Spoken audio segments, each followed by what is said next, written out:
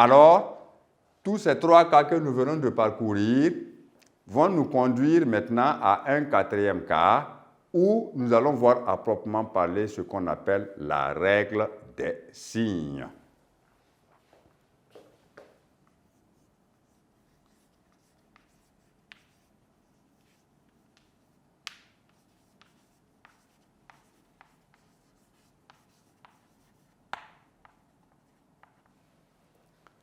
Cela veut dire qu'on va faire un jeu de multiplication avec les différents signes qui est toujours valable aussi dans le cas de la division.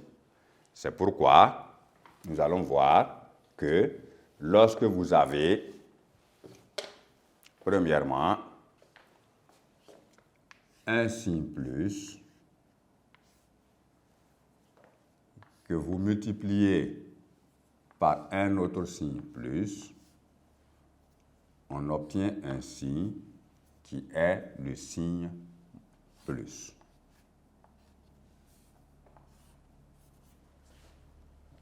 Si vous multipliez un signe plus par un signe moins,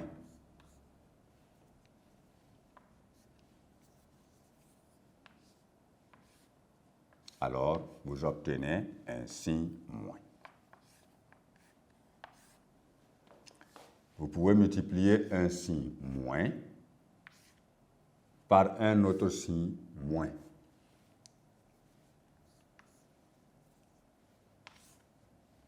Vous obtenez le signe plus.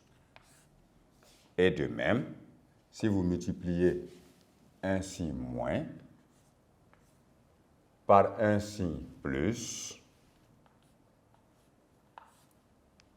vous obtenez toujours le signe moins ici.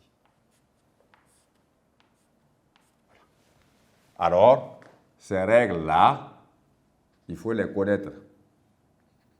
Plus par plus, plus. Plus par moins, moins. Moins par moins, plus.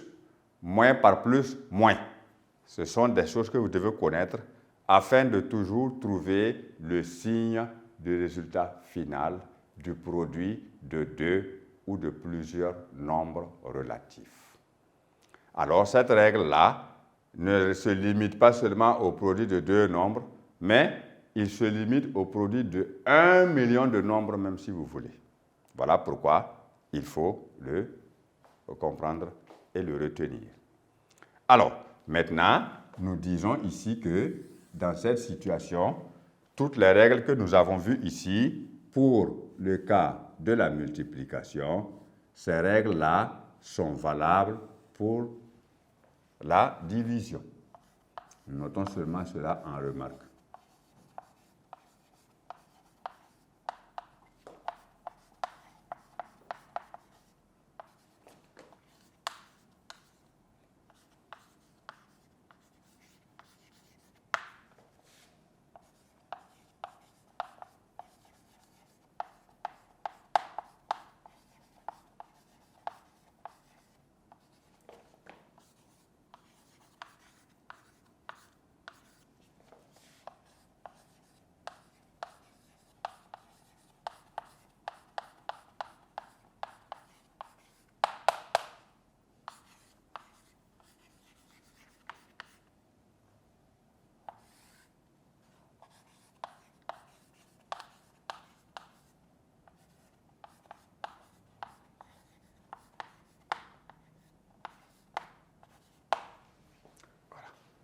Donc, autant vous apprenez copieusement ces règles-là.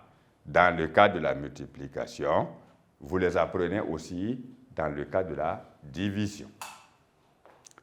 Alors, ainsi s'achève donc le grand 1 sur le produit de 2 nombres relatifs qui nous a conduit vers la règle des signes qu'il faut vous approprier immédiatement et pour toujours. Nous allons maintenant progresser avec la suite de notre cours en grand 2, où nous allons découvrir maintenant tout simplement les propriétés de la multiplication dans D. Donc, nous poursuivons avec le grand 2 de ce chapitre sur la multiplication dans D, à savoir les propriétés de cette multiplication.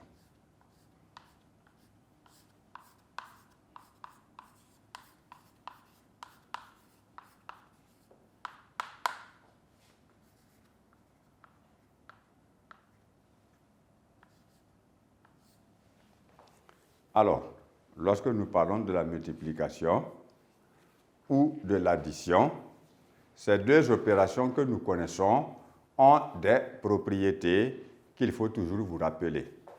Alors, dans le petit 1, nous allons énoncer la propriété qui va suivre à partir d'un certain nombre de situations. Nous allons d'abord calculer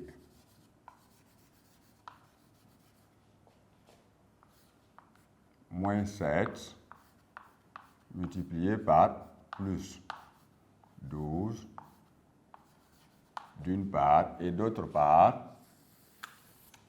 nous allons calculer plus 12 multiplié par moins 7.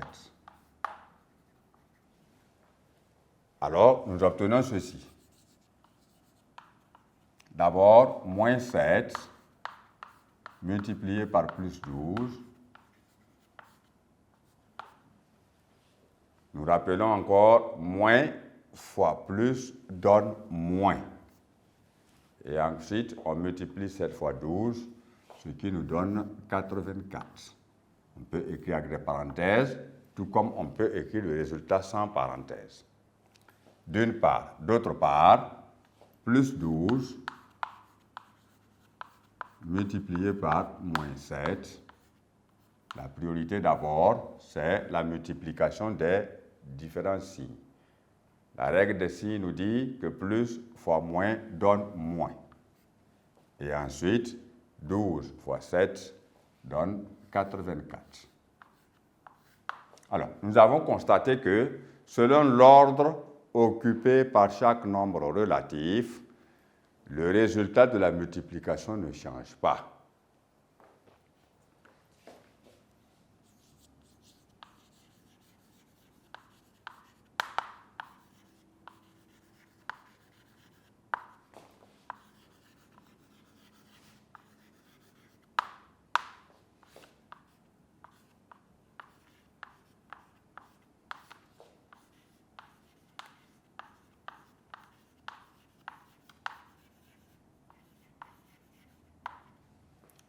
Alors, même si nous multiplions les exemples comme nous voulons, avec deux nombres donnés, nous allons trouver toujours que selon l'ordre ou l'inverse que nous considérons, le résultat obtenu reste le même.